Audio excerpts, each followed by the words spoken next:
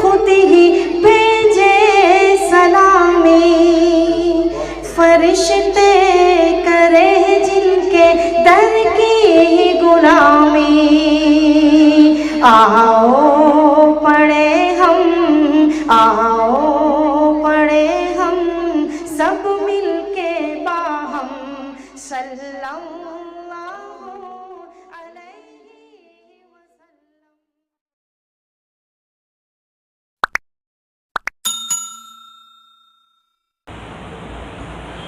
الحمدللہ الحمدللہ وکفا وسلام علی عبادہ الذین اصطفى، اما بعد، اعوذ باللہ من الشیطان الرجیم، بسم اللہ الرحمن الرحیم، یا ایہا الناس انا خلقناکم من ذکر وانثی وجعلناکم شعوبا وقبائل لتعارفوا ان اکرمکم عند اللہ اتقاکم ان اللہ علیم خبیر، صدق اللہ العظیم۔ وقال رسول اللہ صلی اللہ علیہ وسلم،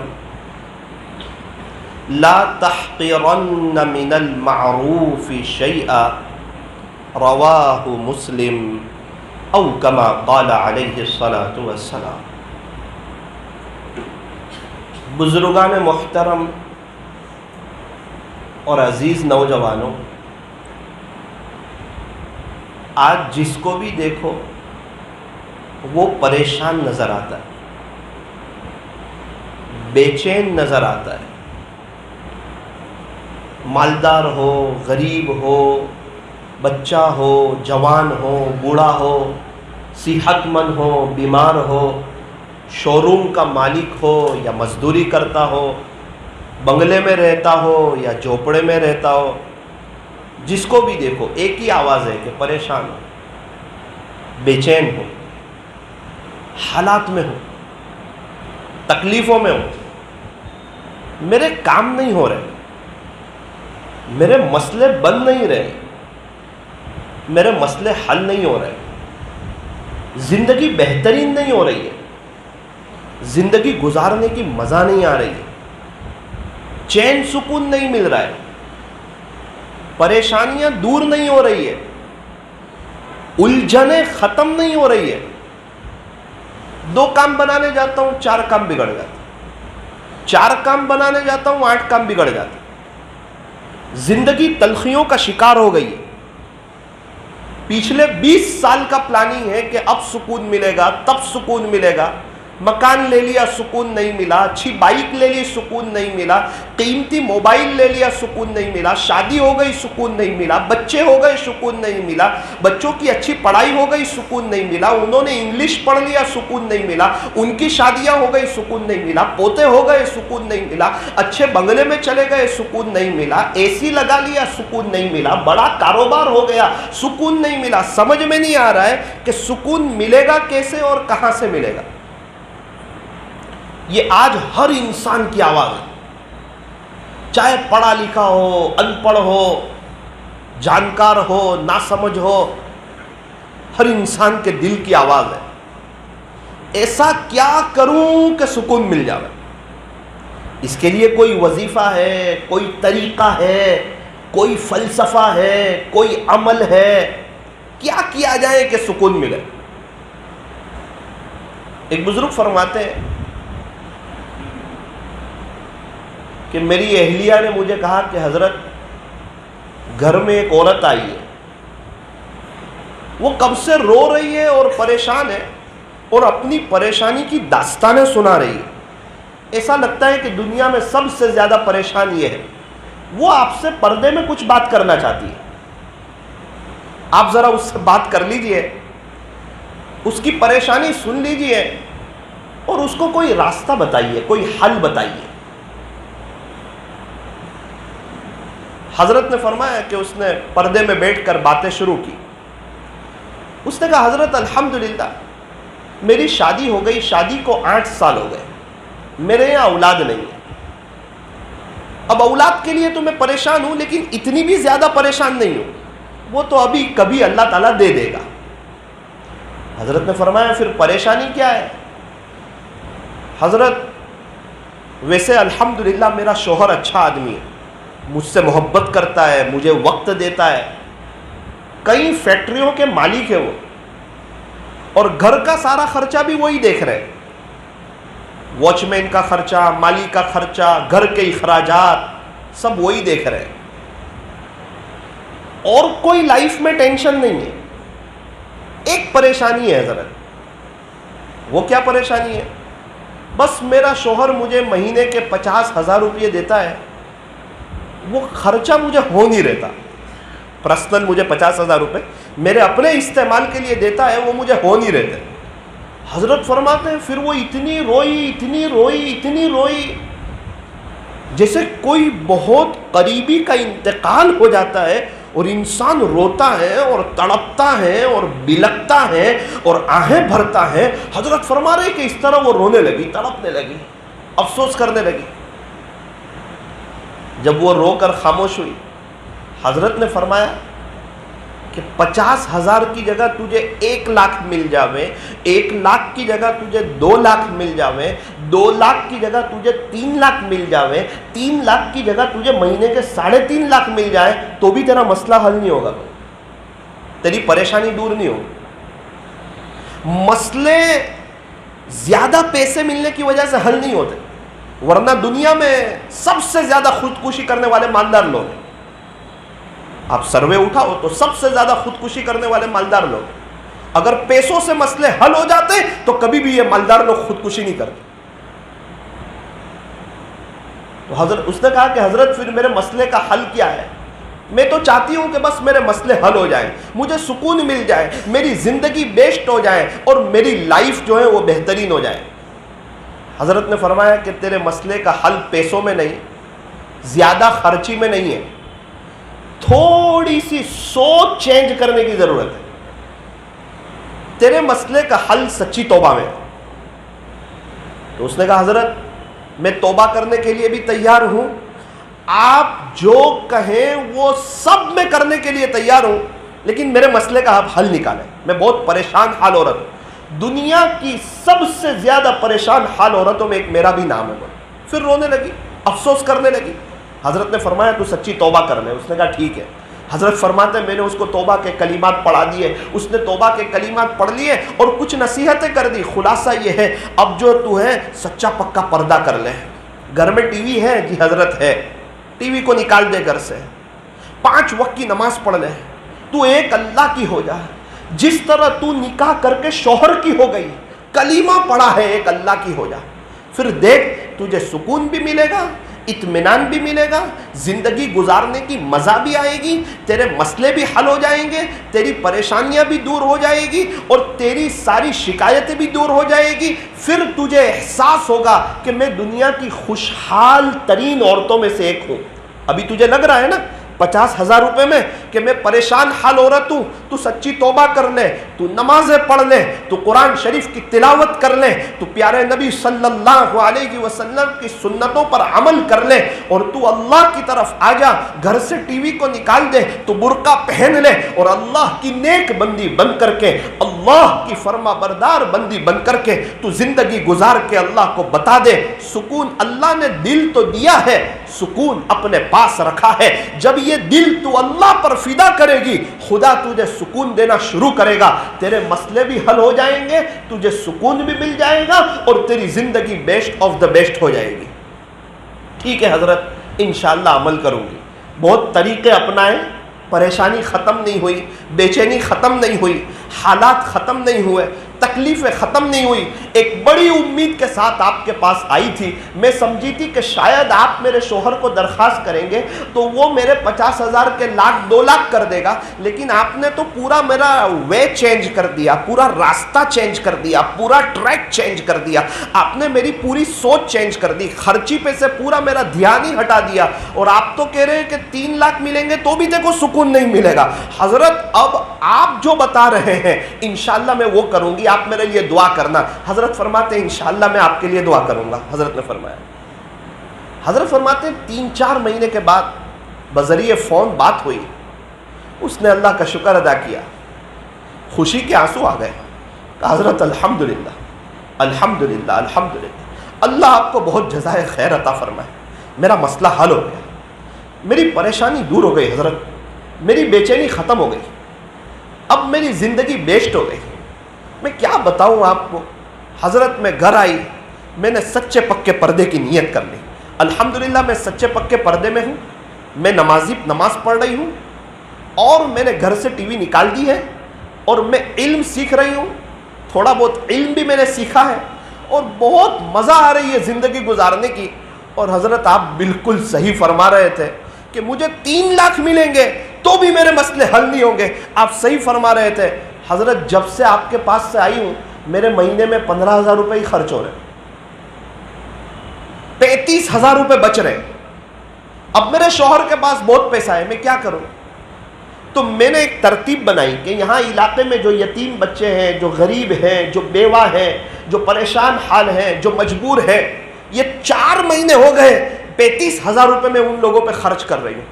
الحمدللہ ان کی دعا بھی مل رہی ہے اور میرے سارے مسئلے بھی حل ہو گئے. حضرت آپ نے جو بات بتائی نا, اس طرف تو کبھی میرا دھیان ہی نہیں جا رہا تھا, اور میں سوچ ہی نہیں رہی تھی, اور میرے تصور میں ہی نہیں تھا کہ میں اللہ کی طرف آ جاؤں گی نا تو اللہ میرے سب مسئلے حل کر دیں گے. یہ میرے تصور میں نہیں تھا. میں مسئلوں کا حل پیسوں میں تلاش کر رہی تھی, خرچی میں تلاش کر رہی تھی, زیادہ خرچ میں تلاش کر رہی تھی. حالانکہ شوہر تھا, گھر تھا, پیسے تھے, بڑا کاروبار تھا, لیکن میں پیسوں کی وجہ سے پریشان تھی. آپ نے میری رہبری فرمائی. الحمدللہ ثم الحمدللہ, آج میں سکون سے ہوں اور بہت خوشحال ہوں. میرے عزیزوں, یہی آج پوری امت کا مسئلہ ہے. پوری امت کہہ رہی ہے کہ میں پریشان ہوں, اور پریشانی کی وجہ پیسے ہے. کوئی کہتا ہے میرے پاس زیادہ پیسے نہیں, کوئی کہتا ہے میرا فلیٹ نہیں, کوئی کہتا ہے میرے پاس بڑا عالیشان بنگلہ نہیں, کوئی کہتا ہے میرے پاس فلاں کار نہیں, کوئی کہتا ہے میرے پاس اچھی جاب نہیں, کوئی کہتا ہے میرے پیسوں میں برکت نہیں, کوئی کہتا ہے میرے پاس خود کا اپنا پرسنل کاروبار نہیں. تو جس کا اپنا کاروبار ہے وہ بھی تو پریشان ہے, جو شو روم کے مالک ہے وہ بھی تو پریشان ہے, جن کے بڑے بڑے بنگلے ہیں وہ بھی تو پریشان ہے, جو دیکھنے میں شادیوں میں بہت خوشحال لگتے ہیں اندر سے وہ بھی تو پریشان ہے. میرا بیٹا مجھے ناراض کر کے اس کو میرے گھر میں کہاں اچھا لگ سکتا ہے, چاہے روڈ پتی ہو جائے یا اربوں پتی ہو جائے. اگر میرے بیٹے نے مجھے ناراض کیا ہے اس کو میرے گھر میں اچھا نہیں لگ سکتا. یہ زمین اللہ کی ہے, اگر اللہ کو ناراض کیا ہے تو پھر خدا کی زمین پہ اچھا نہیں لگ سکتا. بڑا عالیشان کھانا بنایا ہے, نمک نہیں ہے, کھانے میں مزہ نہیں آئے گی. اے انسان, تو خدا کی زمین پہ چلتا ہے, جب تک اللہ کے ساتھ تعلق نہیں ہوگا جو مرضی تو بن جا, تجھے زندگی گزارنے کی مزہ نہیں آئے. بیوی شوہر ناراض ہو تو بیوی کو شوہر کے گھر میں کب اچھا لگتا ہے. جب اللہ ناراض ہو تو بندے کو اللہ کی زمین پہ کب اچھا لگتا ہے. میری اور آپ کی یہی پریشانی ہے. کیا پریشانی ہے؟ برکت نہیں ہے. بہت سے لوگ ہیں, پیسہ ہے, چیزیں ہیں, بائک ہے, موبائل ہے, کار ہے. پہلے دیکھو لوگوں کے پاس عالیشان مکان نہیں تھے, ایسی عالیشان مسجدیں نہیں تھی, بجلی نہیں تھی, پنکھا نہیں تھا, لائٹیں نہیں تھی, اے سی نہیں تھا, واشنگ مشین نہیں تھا, کپڑے مستورات ہاتھ سے دھلتی تھی, جوش مشین نہیں تھا, بجلی نہیں تھی, فریج نہیں تھا, اس قسم کا ٹھنڈا پانی نہیں ملتا تھا. اور آج الحمدللہ ساری نعمتیں. لوگ اونٹ پہ, گھوڑے پہ, کھچر پہ جاتے تھے, فون نہیں تھا, بات چیت نہیں ہوتی تھی, دنیا دور تھی, اور دنیا کا ایک بڑا طبقہ تھا جو اللہ کے قریب تھا. اور آج موبائل نے دنیا کو قریب کر دیا ہے اور ہمیں اللہ کی نظر سے دور کر دیا. ہمیں اللہ کی نظر سے دور کر دیا. جس راستے سے برکتیں آئے گی دوسرے راستے سے پریشانیاں دور ہو جائیں گی. آج ہماری ساری پریشانی اور تکلیف اور حالات اس وجہ سے ہے کہ ہمارے پاس برکت نہیں ہے. وہ مستورات جب سچی توبہ کر کے 5 وقت نمازیں پڑھ کے اللہ کا قرآن پڑھ کے برقع پہن کر کے وہ بد نظری سے بچ کر کے ٹی وی کو گھر سے نکال کر کے جو کہہ رہی تھی میں 50,000 میں پریشان ہوں اس کے مسئلے 15,000 میں حل ہو گئے. 35,000 روپے بچ گئے. غریبوں کو دے رہی ہے, یتیموں کو دے رہی ہے, بیواؤں کو دے رہی ہے, مسکینوں کو دے رہی ہے, مجبوروں کو دے رہی ہے, لاچاروں کو دے رہی ہے. کیا ہوا کہ اللہ کو خوش کر دیا, اللہ نے اس کو خوش کر دیا. میرے عزیزو, یہ خانقاہی مجلس ہے اور خانقاہی مجلس کا سب سے بڑا پیغام یہ ہے کہ ایسی مجلسوں میں آ کر کے میں اور آپ سچی پکی توبہ کر کے اپنی زندگیوں کو چینج کر ڈالیں اور ایک اللہ کو راضی کرنے میں لگ جائیں. دور نہیں ہے, سکون اثر سے شروع نہیں ہوگا. اگر اسی مجلس میں کوئی توبہ کرے گا ابھی سے اس کو سکون کی لہریں آنا شروع ہو جائیں. ایک آدمی اللہ کا ولی بننے کی نیت کرتا ہے, ابھی بنا نہیں ہے ولی, نیت کی ہے, نیت کرتے ہی اللہ تعالیٰ کی رحمتیں اس کی طرف متوجہ ہو جاتی ہیں. جو شخص علم اور ارادے سے گناہ کرنا چھوڑ دیتا ہے, جان بوجھ کے گناہ نہیں کرتا, اپنی نظر کی حفاظت کرتا ہے, اپنے دل کو صاف رکھتا ہے, اپنی تنہائیوں کو پاک رکھتا ہے, اپنے موبائل کو صاف رکھتا ہے. جو شخص علم اور ارادے سے گناہ کرنا چھوڑ دیتا ہے اللہ تعالیٰ اس کی دعاؤں کو رد کرنا چھوڑ دیتا ہے. پھر ہاتھ اٹھتے ہیں اور اللہ کی مدد آنا شروع ہو جاتی, پھر دعائیں قبول ہونا شروع ہو جاتی, پھر سارے مسئلے حل ہو جاتے, پھر زندگی بہترین ہو جاتی, پھر زندگی گزارنے کا مزہ آ جاتا. تو آج کی مجلس میں آپ, ہم سب اور پوری دنیا والے, ہم لوگ سب نیت کریں کہ انشاءاللہ ایک اللہ کو راضی کریں گے. لگژری بس میں پیچھے جو بیٹھے گا وہ تو اسپیڈ بریکر پر اچھلتا رہے گا, بمپر پہ اچھلتا رہے گا. بھائی آپ پیچھے کیوں بیٹھے؟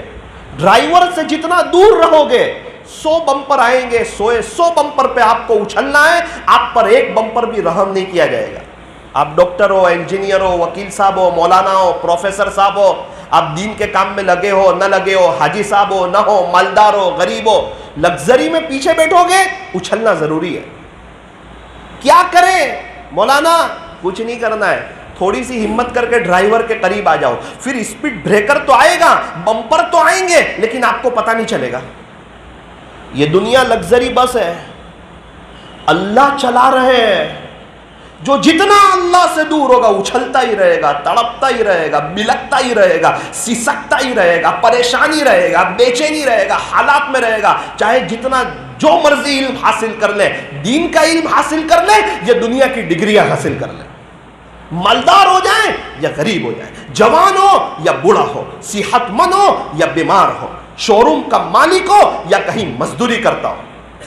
فرمایا کہ یہ دنیا اللہ چلا رہے ہیں, جتنا اللہ سے دور رہے گا اچھلتا رہے گا, تڑپتا رہے گا. مولانا کیا کرے؟ کچھ مت کر, سچی توبہ کر کے خدا کے قریب آ جا. حالات تو آئیں گے, تجھے حالات کا پتہ نہیں چلے گا. واٹر پروف گھڑی ہے, کمپنی گارنٹی دیتی ہے, پانی تو آئے گا لیکن گھڑی میں نہیں آئے گا. بھائی گھڑی کے اوپر پانی ہے, ٹھیک ہے گھڑی کے اوپر پانی ہے, لیکن گھڑی واٹر پروف ہے, یہ گھڑی کے اندر پانی داخل نہیں ہوگا. اے انسان تو اللہ کا ہو جا, خدا تیرے دل کو غم پروف کر دے گا. غم تو آئیں گے, حالات تو آئیں گے, لیکن تجھے حالات کا پتہ نہیں چلے گا. جو اللہ کا ہو جاتا ہے لہم البشرا, ان کے لیے بشارت ہے, فی الحیات الدنیا, دنیا کی زندگی میں بھی, وفی الآخرہ, اور آخرت میں بھی. لا تبدیل لکلمات اللہ, اللہ کی باتیں بدلتی نہیں. دنیا میں کوئی کسی کا اتنی شدت سے انتظار نہیں کرتا جتنا اللہ اپنے بندوں اور اپنی بندیوں کی توبہ کا انتظار کرتے. اللہ کرے کہ یہ بنیادی بات میرے اور آپ کے دل میں اترے تو ہمارا دین پر چلنا آسان ہو جائے. کوئی بھی آدمی بھینس کو گوبر کے لیے خریدتا ہے؟ نہیں، بھینس گوبر کے لیے نہیں خریدی جاتی. بھینس تو دودھ کے لیے خریدی جاتی ہے، گوبر تو فری میں آتا ہے. یوں فرمایا کہ یہ دودھ اللہ کا دین ہے اور گوبر دنیا ہے. جب اللہ کے دین کو لے لو گے دنیا قدموں میں آئے گی، راحت کے ساتھ آئے گی، برکتوں کے ساتھ آئے گی، اطمینان کے ساتھ آئے گی، چین سکون کے ساتھ آئے گی. دنیا بہت سے لوگوں کے پاس آ رہی ہے، چین سکون نہیں ہے، اطمینان نہیں ہے. کتنے مالدار کہتے ہیں مولانا پیسہ آیا بربادی لے کر کے آیا. کیا ہوا؟ بھائی بھائی میں لڑائیاں ہو گئی، بھائی بہنوں میں آپس میں لڑائیں ہو گئی. پیسہ تو ہے لیکن ایسا لگتا ہے اللہ نے ناراض ہو کر کے دیا ہے. جب اللہ تعالیٰ کسی سے ناراض ہوتے ہیں تو روٹی بوٹی، مکان، زمین، جائیداد، کاروبار، پیسہ نہیں چھینتے، بلکہ اللہ کسی سے ناراض ہوتے ہیں تو سجدے کی توفیق چھین لیتے، قرآن شریف کی تلاوت کا شوق چھین لیتے اور اللہ اس کو دنیا میں مشغول کر دیتے. انسان غور کرے اپنے بارے میں، کیا میری فجر کی نماز ہو رہی ہے؟ کیا میری قرآن شریف کی تلاوت ہو رہی ہے؟ کیا میں پورا دنیا کی طرف متوجہ تو نہیں ہوں؟ میرے پاس اللہ کے لیے وقت ہے؟ انسان اپنے بارے میں غور کرے، سوچے. کتنے لوگ ہیں وہ حالاتوں میں ہیں، تکلیفوں میں ہیں. ایک آدمی کو چوہا پکڑنا ہو اور وہ روٹی کے اوپر گھی لگاتا ہے اور اس کو پنجرے میں رکھتا ہے، اس کا یہ مطلب تھوڑی ہے کہ وہ خوشی خوشی روٹی میں گھی لگا رہا ہے. بہت سی مرتبہ بچے مانگ رہے ہیں کہ ہم کو دو روٹی گھی والی، تو ماں دینے کے لیے تیار نہیں ہے اور چوہے کے لیے روٹی میں گھی لگا رہی ہے. تو کوئی یوں کہے کہ یہ اپنے بچے کو تو گھی والی روٹی دیتی نہیں اور چوہے کے لیے گھی والی روٹی لگا رہی ہے. ارے وہ خوش ہو کے نہیں لگا رہی ہے، وہ گھر میں چوہا پریشان کرتا ہے تو وہ چوہے کو پکڑنا ہے، چوہے کو پھنسانا ہے اور چوہے کو گھر سے نکالنا ہے. تو اگر کسی کو اللہ نواز رہا ہے تو یہ بات نہیں ہے کہ اس کو خوش ہو کے ہی دے رہا ہے، کسی کو خوش ہو کے بھی دیتا ہے، کسی کو ناراض ہو کے بھی دیتا ہے. جیسے ماں ناراض ہو کے روٹی میں گھی لگا رہی ہے تاکہ چوہے کو گھر سے نکالنا ہے، تو کبھی اللہ تعالیٰ ناراض ہو جاتے ہیں، کبھی کسی کی دنیا بنا دیتے ہیں اور وہ دنیا آنے کے بعد وہ دین سے دور ہو جاتا ہے اور اس کی پوری فیملی تباہ و برباد ہو جاتی ہے. فرعون کو بہت دیا، ناراض ہو کر کے دیا، بعد میں تباہ اور برباد ہو گیا. قارون کے خزانے کی چابیاں 40 اونٹوں پر آتی تھی، قارون کو بہت دیا.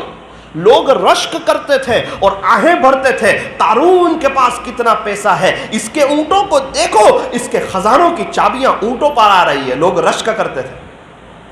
اور جب قارون دھسنے لگا تو لوگ کہتے تھے اللہ تیرا شکر ہے تو نے ہم کو بچا لیا. ہم تو سمجھتے تھے کہ قارون کامیاب ہو گیا، قارون تو پیسوں میں ڈوب گیا، قارون تو بہاروں میں آ گیا، پیسہ ہی پیسہ ہے، پیسوں کی کوئی کمی نہیں ہے. لیکن اسی پیسے میں اللہ تعالیٰ نے اس کو غرق کر دیا، اس کو ہلاک کر دیا اور زمین نے اس کو دھسا لیا. موسیٰ علیہ السلام پہ الزام لگایا تھا. ایک عورت کو کہا کہ تو موسیٰ علیہ السلام پر زنا کی تہمت لگا دے اور میں تجھے یہ انعام دوں گا، یہ انعام دوں گا. وہ عورت لالچ میں آ گئی، بات میں آ گئی اور وقت کے اللہ کے نبی جلیل القدر پیغمبر کلیم اللہ جن کا قرآن کریم کے 28 پاروں میں تذکرہ ہے، سیدنا حضرت موسیٰ علی نبینا وعلیہ الصلاۃ والسلام پر تہمت لگا بیٹھی اور اللہ تعالیٰ کو جلال آ گیا. ہر نبی کی ایک دعا ایسی ہوتی ہے جو ضرور قبول ہوتی ہے. حضرت موسیٰ علیہ السلام نے اللہ سے دعا کر دی، بد دعا کر دی کہ اللہ خلاصہ یہ ہے کہ اللہ تعالیٰ نے فرمایا کہ موسیٰ آپ ناراض ہوئے ہیں، زمین کو آپ جو بھی حکم دو وہ کرے گی. تو اللہ تعالیٰ نے ان کی دعا کو، بد دعا کو جو تھی وہ قبول کر لیا اور موسیٰ علیہ السلام نے زمین کو حکم دیا کہ تو قارون کو دھسا دے. تو قارون دھسنا شروع ہوا.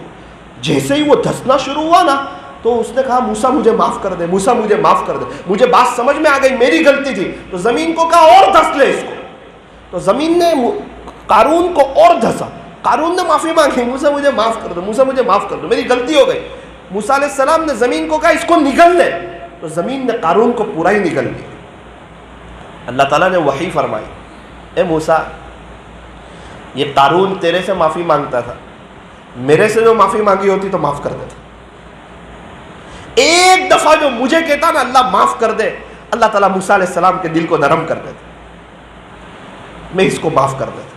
اللہ اکبر کر دے. اتنا سنگین جرم کیا، وقت کے نبی کلیم اللہ، اللہ کے لاڈلے پیغمبر سیدنا حضرت موسیٰ علیہ نبینا علیہ الصلوۃ والسلام پر الزام لگوایا.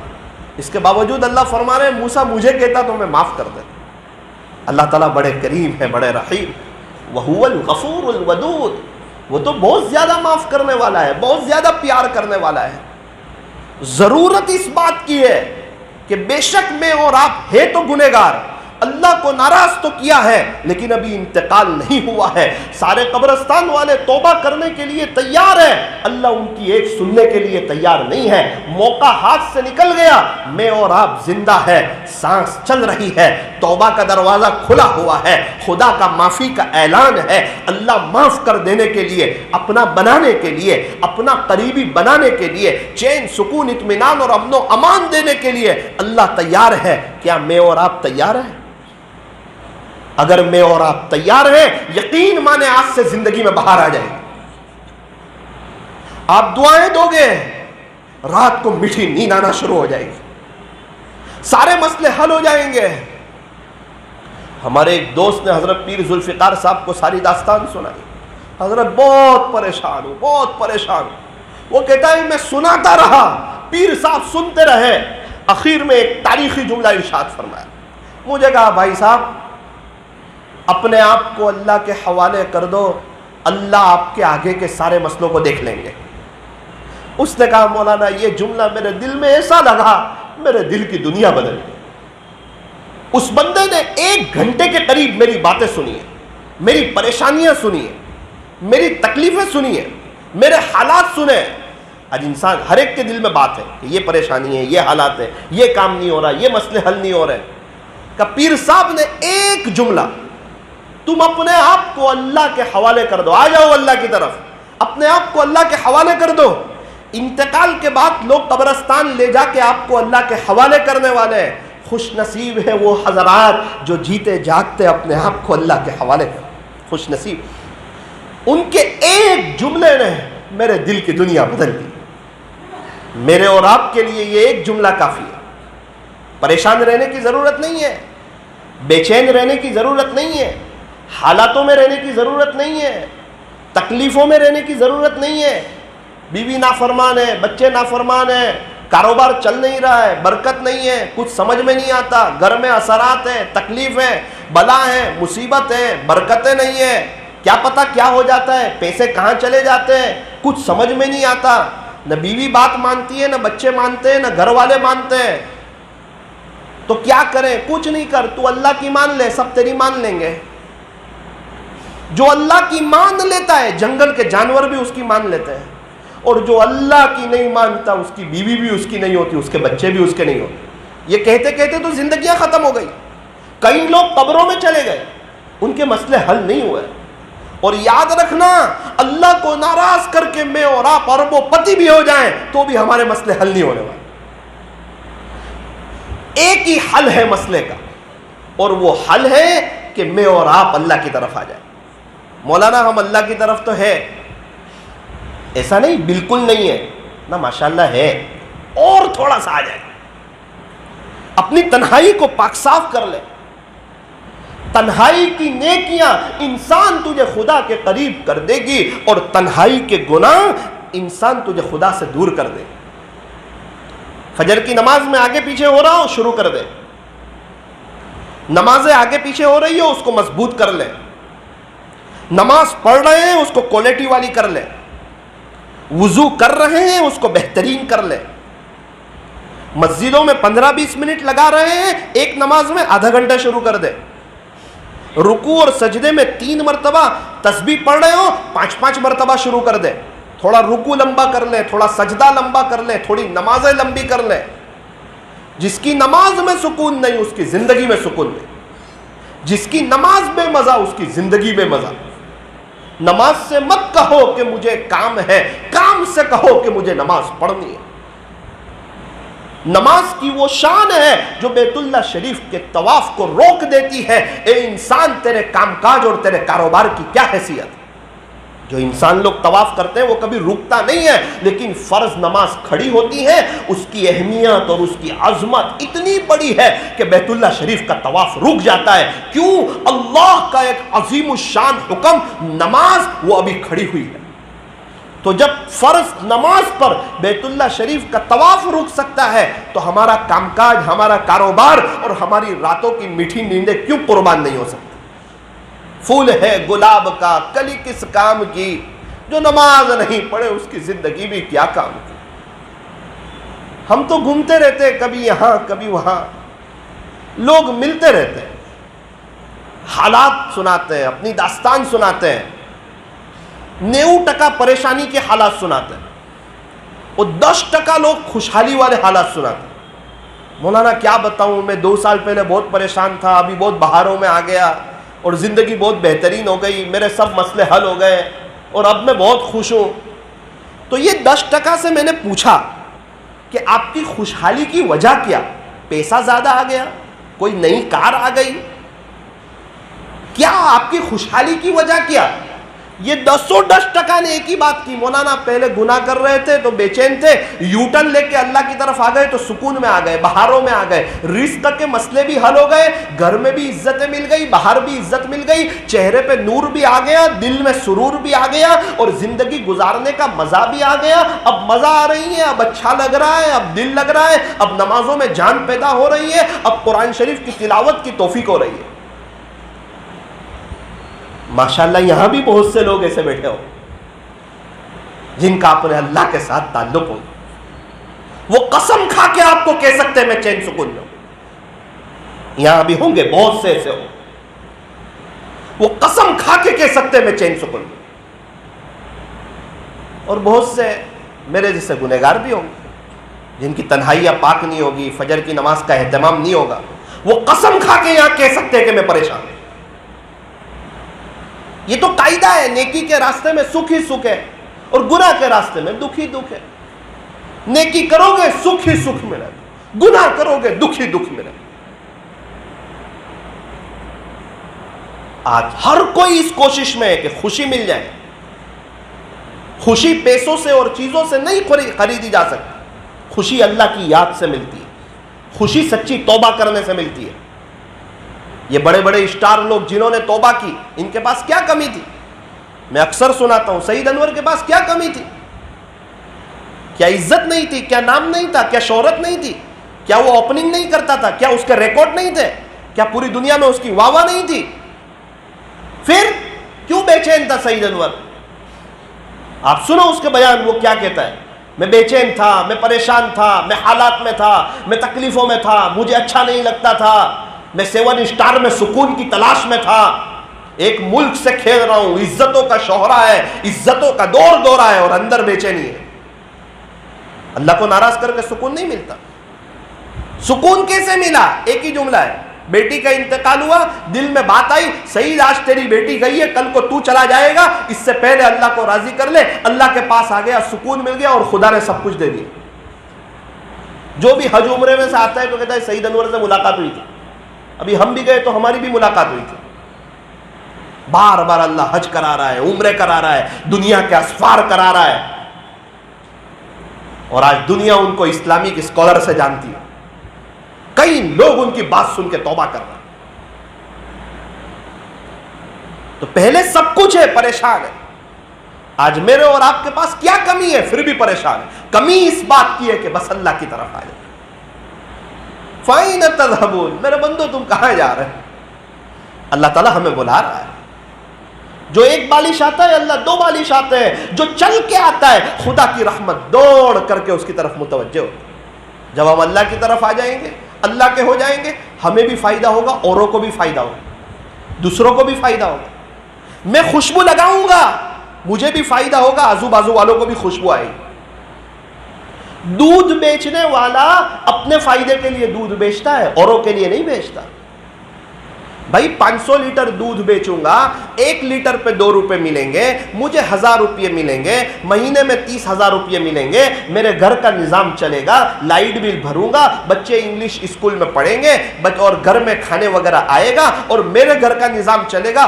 دودھ بیچنے والا اپنے فائدے کے لیے دودھ بیچتا ہے, صرف اس کا فائدہ نہیں ہوتا, پورے علاقے کا, پوری سوسائٹی کا فائدہ ہوتا ہے. جس گھر میں دودھ جاتا ہے اس گھر میں چائے بھی بنتی ہے, ملک شیک بھی بنتا ہے, شربت بھی بنتا ہے, کافی بھی بنتی ہے, اور سب کو فائدہ ہوتا ہے, اور مہمان آئے تو ان کو چائے وغیرہ بھی پلائی جاتی ہے. لیکن دودھ بیچنے والے نے اپنے فائدے کے لیے بیچا تھا اور دوسروں کو بھی فائدہ ہو رہا ہے. اے انسان, جب تو خود نیک بن کے اللہ کے دین کا کام کرے گا تجھے بھی فائدہ ہوگا, تیری ذات سے اوروں کو بھی فائدہ ہوگا.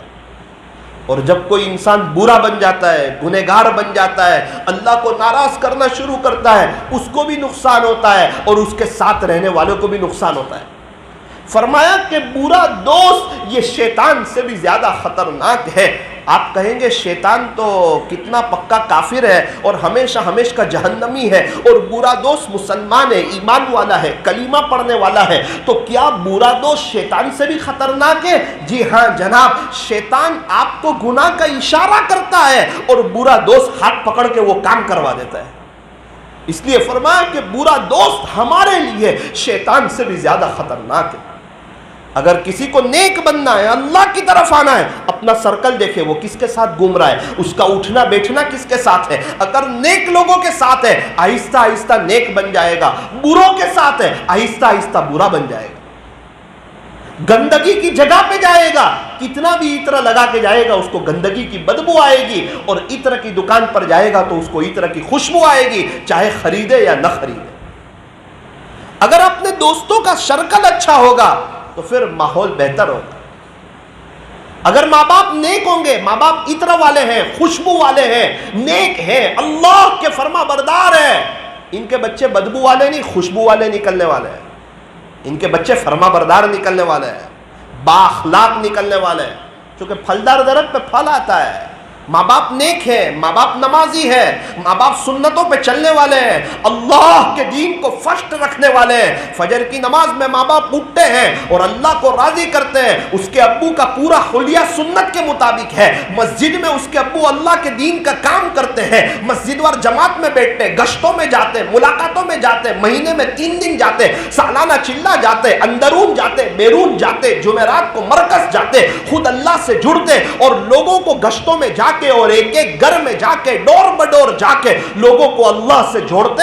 بچہ اپنے ابو کو گھر میں تہجد پڑھتے دیکھتا ہے, تسبیح پڑھتے دیکھتا ہے, قرآن پڑھتے دیکھتا ہے, یہ بچہ بڑا ہو کے ماں باپ کا فرما بردار ہونے والا ہے, خدا کا بھی فرما بردار بننے والا ہے. بچے وہ نہیں کرتے جو ماں باپ کہتے ہیں, بچے تو وہ کرتے ہیں جو ماں باپ کو کرتے ہوئے دیکھتے ہیں. میرے عزیزو, گھر کا وڈیل نیک ہو جاتا ہے. اچھا ماں باپ نیک ہوتے تو بچے کیوں نیک ہو جاتے ہیں؟ بچوں کو نیک صحبت مل جاتی ہے. وہاں بھی مسئلہ تو صحبت کا ہی ہے. اگر ہمیں نیک لوگوں کی صحبت ملے گی تو ہم نیک ہو جائیں گے. ہمارے بچوں کو اگر نیک صحبت ملے گی ماں باپ کی تو بچہ نیک ہو جائے گا, فرما بردار ہو جائے گا. خدا کا فرما بردار ہوگا تو ہمارا بھی فرما بردار ہوگا. اگر اس کو اللہ کا فرما بردار نہیں بنایا تو ہمارا بھی فرما بردار نہیں ہوگا. اس لیے فرمایا کہ بچوں کو دین سکھا دو, دین بچوں کو سب کچھ سکھا دو. اور جب انسان اللہ کی طرف آ جاتا ہے اللہ اس کے سارے مسئلے حل کر دیتا ہے. ابن عقیل رحمۃ اللہ علیہ اپنا واقعہ لکھتے ہیں کہ میں حرم شریف میں تھا, مجھے ایک ہار ملا جو بہت قیمتی ہار تھا, بہت قیمتی ہار تھا. میرے ہاتھ لگ گیا, اس کو بیچ دیتا تو پوری زندگی کا خرچہ نکل جاتا. اور کئی وقت سے دعا کر رہا تھا, اللہ میرے رزق کا بندوبست کر دے, میرے رزق کا انتظام کر دے, میرے رزق کا انتظام کر دے. اللہ سے مانگ رہا تھا میں, اور دعا مانگ رہا تھا اور اللہ کی مدد لے رہا تھا, اور ہار مل گیا. اب بظاہر تو لگ رہا ہے کہ رزق کا انتظام ہو گیا, لیکن صرف ذکر والے نہیں تھے, علم بھی ساتھ میں تھا. اسی لیے علم و ذکر کو ساتھ میں رکھا ہے کہ یار یہ ہار تو ملا ہے لیکن یہ تو کسی اور کا ہے, یہ تو چوری ہو جائے گی, یہ اللہ کو ناراض کرنے والا کام ہے, صحیح کام نہیں ہے. رزق اللہ کہیں اور سے دے گا, وہ بہت بڑا ہے, بڑا کریم ہے. مطاف میں کھڑے ہو کے اعلان کیا, ایک قیمتی ہار ہے, وہ مجھے ملا ہے, میرے جولے میں رکھا ہے, جس کا بھی ہو وہ نشانی بتا کر لے لے. ایک نابینا چچا ہے اور کہا کہ بھائی وہ ہار میرا ہے، کیا نشانی ہے، علامت بتائی، دے دیا۔ فرماتے پھر میرے دل میں افسوس ہوا کہ یار یہ تھے تو نابینا، اگر رکھ بھی لیتا تو کیا پتہ چلتا، یہ دل میں بات آئی۔ پھر میں نے اپنے آپ سے کہا یار کہ اللہ ناراض ہو جاتا نا، مسئلہ تو اللہ کو راضی کرنے کا، اور میں اللہ سے مانگ رہا ہوں، اور اللہ سے مانگنے والا کبھی نا امید نہیں ہوتا، کبھی نامراد نہیں ہوتا۔ بادشاہ نے خزانہ دیا ہے کہ بھائی خزانہ ہے، یہ 15 چابی ہے، کھول لو، کوئی بھی ایک لگ جائے گی تالے کو، 13 لگائی ہے نہیں لگی، ابھی نا امید کیوں ہوتے ہو، 14 لگ جائے گی، 15 لگ جائے گی، ابھی کھل گیا تو اندر بہار ہے نا، پیسوں کا ٹینشن تو ختم ہو جائے گا نا۔ اللہ نے کہا ہے میرے خزانوں سے لینے کا بہترین ذریعہ دعا ہے، مجھ سے مانگو میں دوں گا۔ آج مانگ رہے، کل مانگ رہے، کیا پتہ پرسول مل جائے، کیا پتہ اترسو مل جائے۔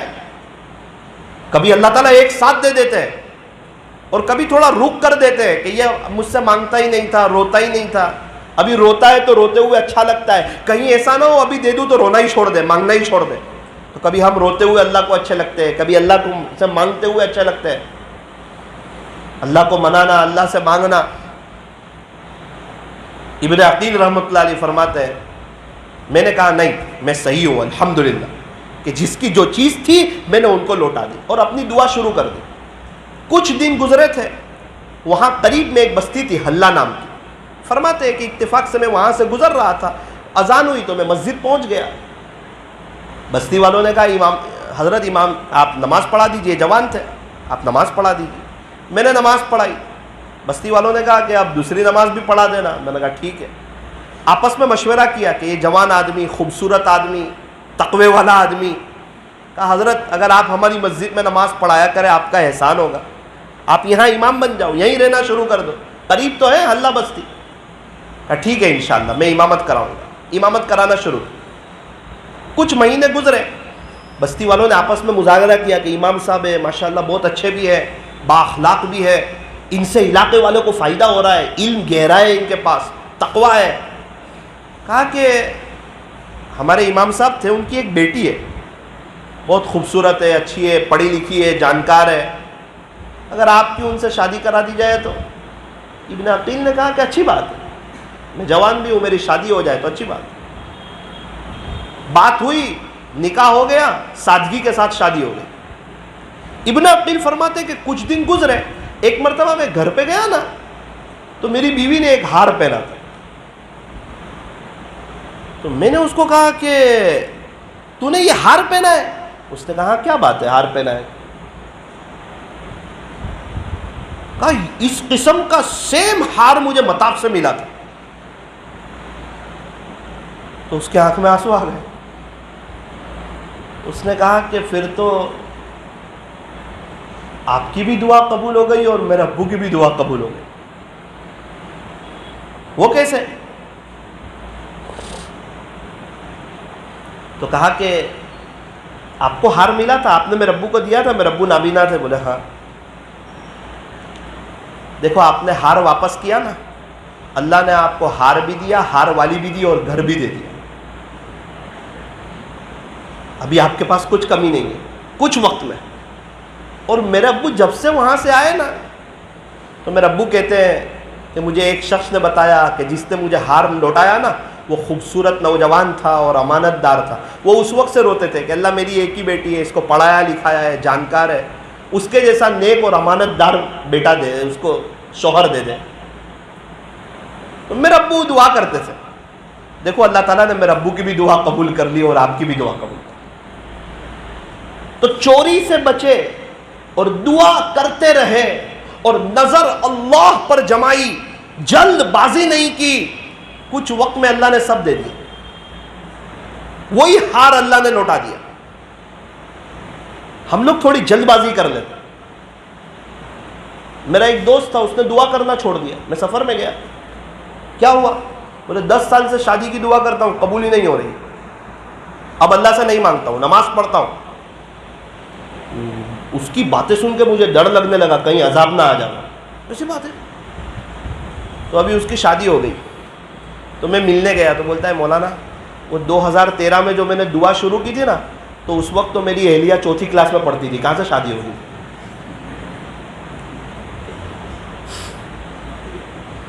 اس کو پوچھا کہ 10 سال بعد دعا قبول ہوئی؟ تو بولے کب دعا شروع کی تھی؟ بولے 2013 میں، اس وقت تو میں 4th کلاس میں تھی. بولے اب اللہ اس کو اچھی اور نیک بیوی دینے والا تھا، اب اس سے 10 سال چھوٹی دینے والا تھا. اب وہ سوچ رہا ہے اللہ میری دعائی قبول نہیں کر رہا. اتنی تعریف کر رہا تھا وہ، کہتا ہے مولانا میری لائف بیسٹ ہو گئی. وہ نیک لڑکا ہے، کہتا ہے کئی سنتیں مجھے بتاتی ہیں، ایسے نہیں ایسے کرتے ہیں، پیارے نبی کی یہاں یہ سنت ہے، اس موقع پر یہ دعا. تھوڑا سا جلد بازی نہ کرے، مانگتے رہے، دے گا اللہ، بہت بہترین دے گا، بہت بیسٹ دے گا. رزق کی کمی ہے، مانگتے رہو، خدا رزق کے دروازے کھولے گا. اللہ بڑا کریم ہے، اللہ کے پاس کوئی کمی نہیں ہے، وہ سارے خزانوں کا مالک ہے، اس کے خزانوں کے دروازے ہی نہیں ہے. اس کے خزانے ہمیں دینے کے لیے، لینے کے لیے کچھ نہیں ہے. وہ دے کے خوش ہوتا ہے، مانگنے والوں سے پیار کرتا ہے. مانگو اسی سے جو دے خوشی سے، اور نہ کہیں کسی سے. دنیا والوں سے مانگو تو دنیا والے ناراض، اور اللہ سے نہ مانگو تو اللہ ناراض. ٹوٹے رشتے وہ جوڑ دیتا ہے، بات رب پہ جو چھوڑ دیتا ہے. اس رب کے لطف و کرم کے کیا کیا کہنے، لاکھ مانگو تو کروڑ دیتا ہے. اللہ دینے کے لیے تیار ہے، لینے والے کہاں ہیں؟ سارے رات کو تہجد میں پڑھنے والے خوشحال ہیں، سب کی جولیوں کو خدا نے بھر دیا ہے. اللہ رات کے آخری پہر میں پہلے آسمان پہ آتا ہے کوئی سوال کرنے والا. جب یہ اعلان ہو رہا ہوتا ہے اس وقت ہم میٹھی نیند سو رہے ہوتے ہیں اور صبح اٹھ کے رو رہے ہوتے ہیں. مولانا اللہ صبح میں نہیں دے گا، دے گا تو پورا دن، لیکن اعلان صرف رات کے آخری پہر میں ہوتا ہے کوئی سوال کرنے والا ہے؟ کسی کو ضرورت، کسی کو بڑا مکان چاہیے، اچھی بائک چاہیے، اچھا موبائل چاہیے، اچھا گھر چاہیے، حج عمرے میں کوئی جانا چاہتا ہے کسی کے گھر میں اثرات، تکلیف، بلا، مصیبت، پریشانی ہے، کسی کو کوئی بیماری، حل من سائلین، ارے بھائی ہے کسی کا کوئی سوال. اللہ آ گئے پہلے آسمان پہ، خزانوں کے دروازے کھلے ہوئے ہیں، ایک فرشتے سے اعلان کروا رہے ہے کوئی سوال کرنے والا کہ اس کو دیا جائے. حل من سائلین فاعطی له، ہے کوئی سوال کرنے والا. جب اعلان ہو رہا ہوتا ہے ہم سو رہے ہوتے ہیں، ایسا لگتا ہے ہمارے کوئی پریشانی نہیں ہے، اور اللہ والے اپنے سارے سوال رکھ دیتے ہیں، خدا ان کو خوش کر دیتا. اسی لیے سب اللہ والے خوشحال، سارے تہجد گزار خوشحال ہیں. ان کے مسئلے حل ہو گئے، ان کی پریشانیاں دور ہو گئی، ان کی زندگی بہتر ہو گئی. آج کی مجلس سے یہ بات لے کر کے جاؤ، انشاءاللہ رات میں 15-20 منٹ اللہ کو دیں گے انشاءاللہ. 3:30 کا الارم رکھو، 2 منٹ وضو کرو، 2-4 رکعت تہجد کی پڑھو، 2-4 منٹ دعا کر کے 15 منٹ میں واپس سو جاؤ، پھر فجر کی نماز میں اٹھو. اپنی طلب تو بتاؤ اللہ کو. رات کے آخری پہر میں اس طرح اٹھ کے مصلی پہ کوئی جب اللہ سے باتیں کرتا ہے اس کو لگتا ہے اللہ صرف میرا ہے، اس کا دل بڑا ہو جاتا ہے اللہ میرا ہے،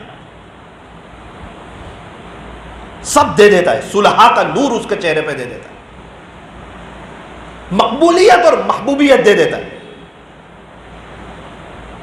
مستجاب الدعوات جیسا بنا دیتا ہے.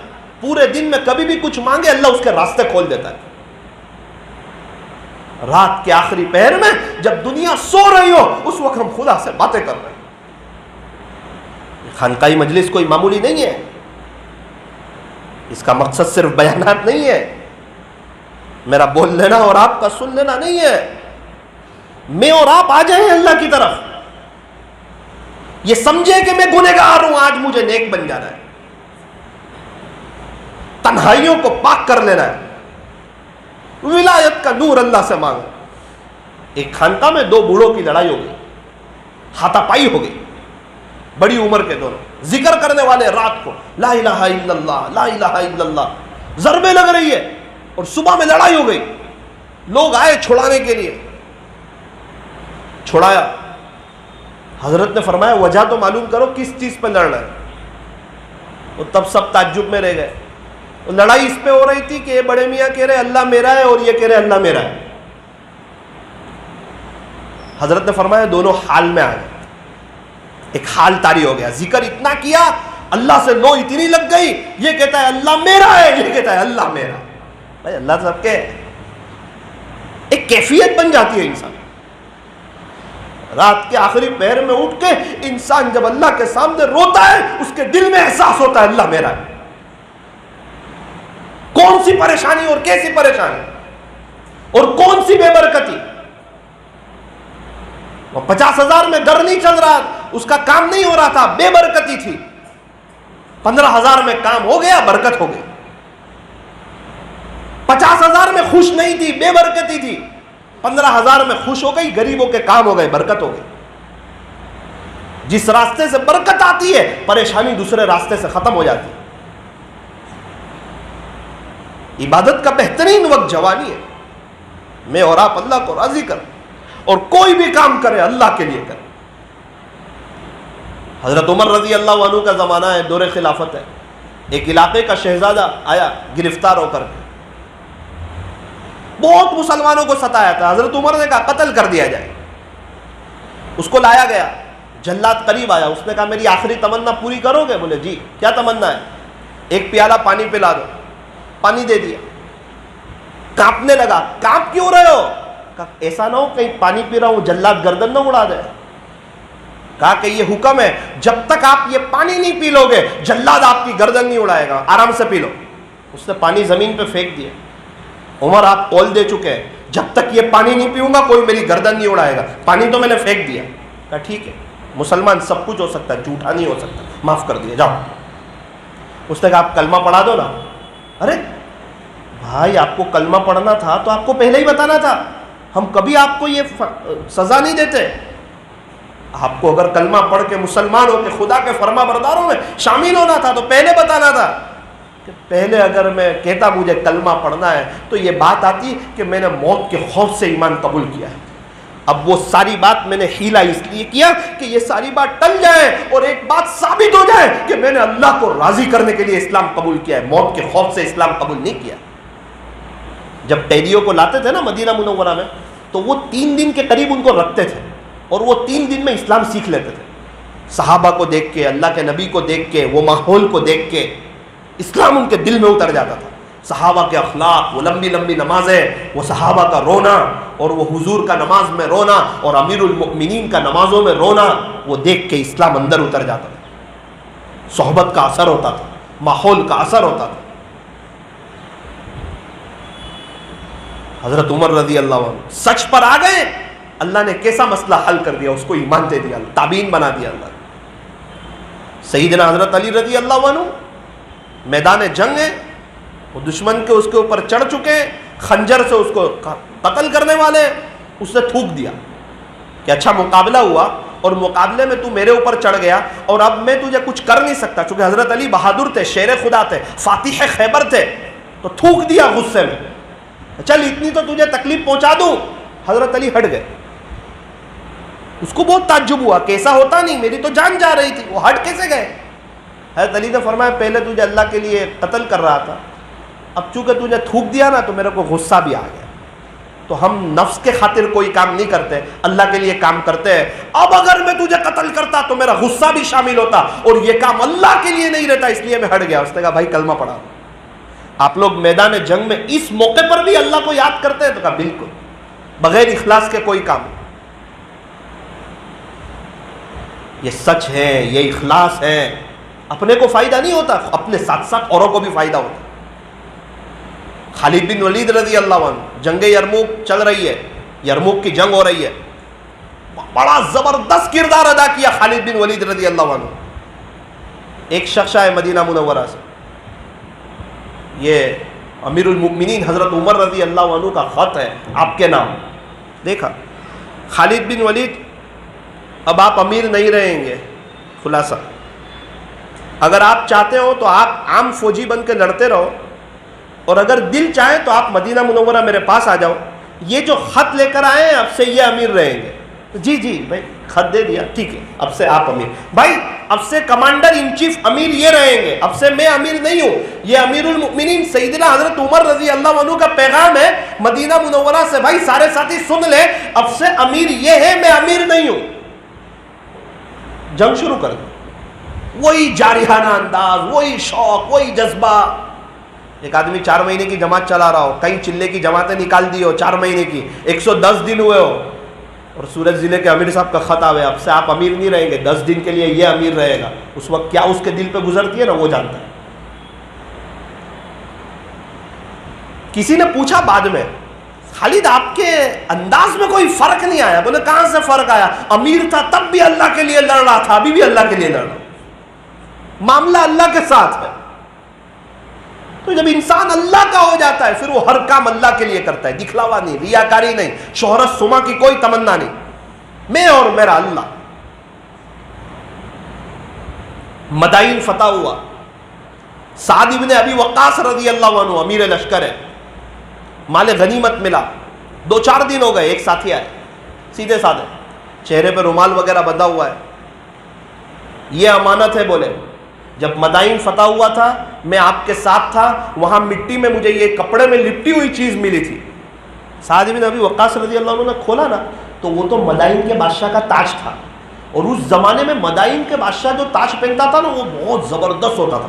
کتابوں میں لکھا ہے کہ اگر وہ عام جو فوجی تھا اگر اس کو بیچ دیتا نا تو 7 نسلوں تک کا اس کا خرچہ نکل جاتا، پورے ہیرے موتی جڑے ہوئے تھے۔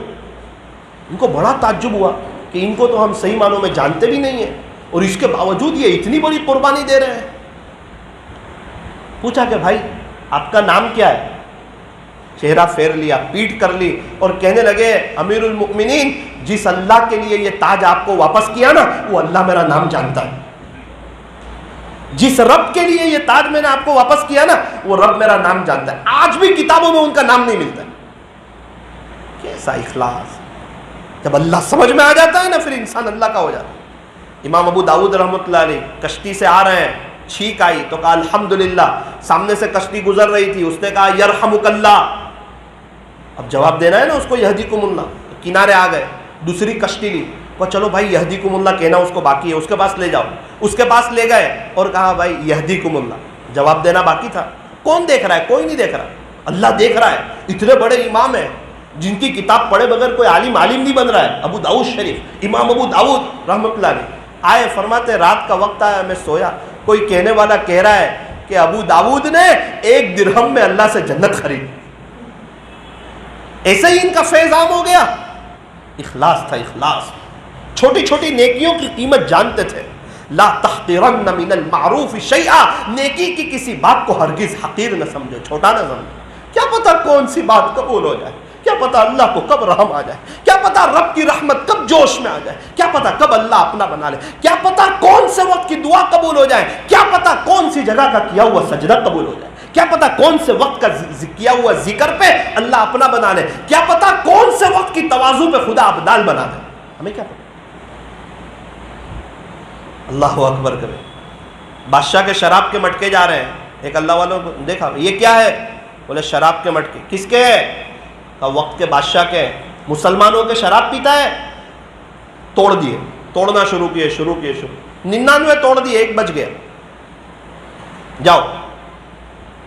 بادشاہ نے کہا یہ کیا ہوا؟ بولے وہ فلاں بزرگ ہے نا انہوں نے توڑ دی۔ اچھا، ہمارے ہوتے ہوئے اتنی جرأت ان کی؟ ان کو بلاؤ۔ بلایا۔ آپ کو پتا نہیں تھا کس کے مٹکے؟ پتا تھا۔ میرے رعب کا پتا نہیں تھا؟ وہ بھی پتا تھا۔ بادشاہ سلامت، آپ کو اللہ سے ڈرنا چاہیے، آپ مسلمان، شراب پینا اچھی بات نہیں ہے۔